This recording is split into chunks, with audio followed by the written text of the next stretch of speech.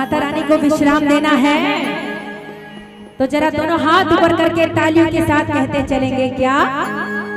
ओ मैया ला नींद आवे वो अगर पलक मैया तो ना नींद आवे मैया ला नींद आवे वो अगर पलक मैया तो ना नींद आवे वो मैया ला नींद आवे वो अगर पलक मैया तो ना नींद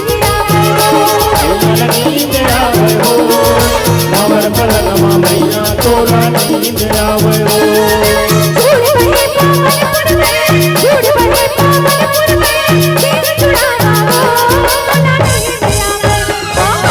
नींद आवे वो अगर पलक मैया तो ना नींद आवे वो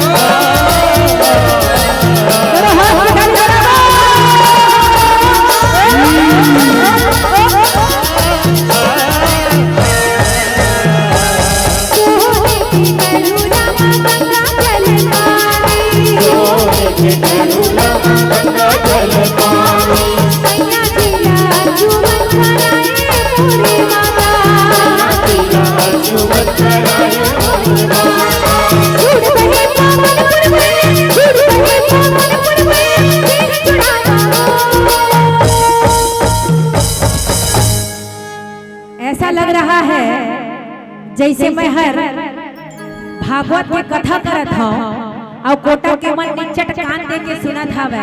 हाँ दीदी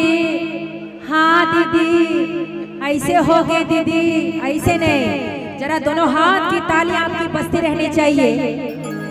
गावत तो हमन हन, थकत हमन हन और थके कस्तूमन दिखा था, ऐसे कैसे चले? जरा दोनों हाथ की तालियों के साथ कहते चलेंगे क्या?